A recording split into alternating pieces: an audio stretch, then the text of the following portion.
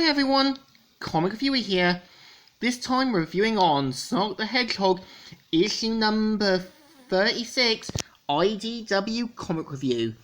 Now, as you know, last we left off, we did see how Sonic and the others are trying to find parts for Omega, and there's meant to be a chow race, and even having a return of Dr. Sterline. And the cover has Sonic snowboarding with Tails in a cool, awesome pose. And the story starts off how Sonic says, "Dude, what the heck? You set off an entire avalanche for a distraction? I know it's a bit of a cliche, but I couldn't resist. The heroes forced to choose between the messes or the ones they hold dear. It's a classic." So of course they decide to kind of go different directions. Sonic to stop the avalanche, and Shadows to kind of take on Sterline. And we kind of see how Sonic has to kind of deal with the avalanche. And we see Tails expecting Shadow to help them, but doesn't, and says, "Oh, you're going straight to the showdown. No matter. I beat you once, I'll do it again. You didn't beat me. You only sealed your fate." And we see how Rouge was untied all along, and even gets Omega to do the code on Get What's Mine. And we kind of see how Sterline falls down and tries to make a break for it. We kind of see how Rouge tries to get Shadow to see sense that Sonic's going to need help. And we kind of see how Amy has to deal with the bear robot. And we kind of see how Cream and the others are dealing with Eggman's robot while trying to free the other Chows. And you can kind of tell from Cream's emotions that she's not really happy that Kamel's putting himself at risk, and even tries to help get the Chows to see sense that they're going to need the extra help, with one of them going, "Chow! And we kind of see how Kamel's getting badly pummeled, and we kind of see how Belle manages to release the other Chows, releasing every one of them.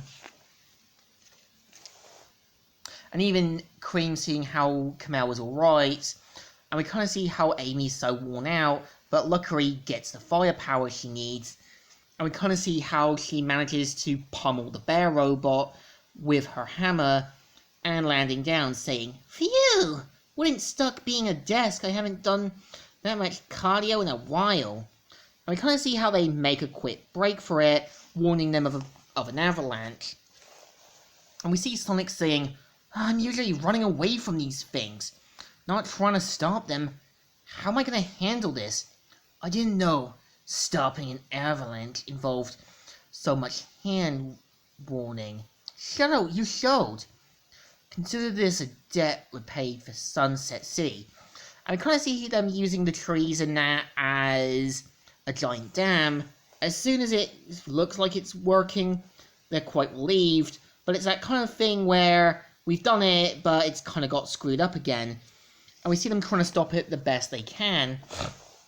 We see how Amy and the others have to kind of warn the Chow host that the avalanche is coming, and it has to kind of warn the guests of what's going on. And we see Sterline coming back saying, "No, you're not going anywhere." And see him saying, "I am having a very long day, so I keep this simple. And all I really need is young Master Prowler there. Hand him over and you can go, deal?" Dream on, jerk. We kind of see how Belle asks who Sterline is, but Tails simply says he's an Eggman wannabe. And we see how Rouge and the others try to beat him sensibly. And we see how Sterline tries to go for Tails, but we see how he accidentally grabs Belle's tail and ends up getting kicked, with him saying, "Oh, come on, what even was that? Wait, what is that sound? Alright."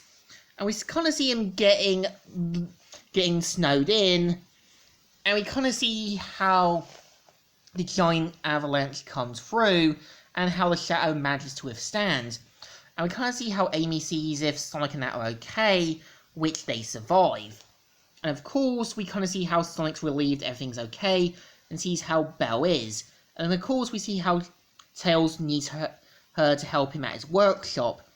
And we're shown at the workshop where Omega's back in full shape now that they've got the parts, and even managed to repair Kamel. We see how Cream points out about everything that happened, and I like how Rouge and Amy are like, please be quiet. And we see how Vanilla says, my, that sounds very exciting. Exactly, but also safe. Besides, it was Rouge's. And we kind of see how Sonic is thrilled that everything's now fixed. And we kind of see how Tails finds it a bit weird how Belle manages to know basically Eggman's codes. And it's kind of clear, and it was revealed in one of the other issues, that Eggman was the one who created Belle under the Mr. Tinker identity.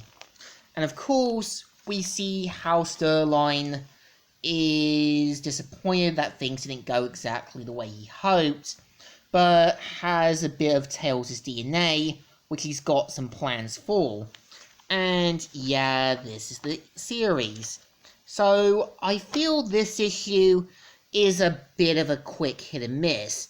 Again, it has a good story when it wants to, and it seems like we never really get to see the full Chow race, and it just feels like Clutch was thrown in to be another villain to kind of be thrown in. So I think this issue deserves a thumbs up. It's still good by the end of it, but it's still alright. And I feel this story arc is a bit of a passable one. Like, it tries to kind of come off with adding in new characters, and when Belle's introduced, we don't see Amy talking with Sonic saying how it seems strange she seems to be showing up, and only Tails seems to be like this at this issue, and it just kind of seems like Clutch is going to be thrown in to be the evil owner, like not having any connections with criminal dealings. So I think this one deserves a thumbs in the middle. An alright story arc, but not great. So, Comic Reviewer here, signing out.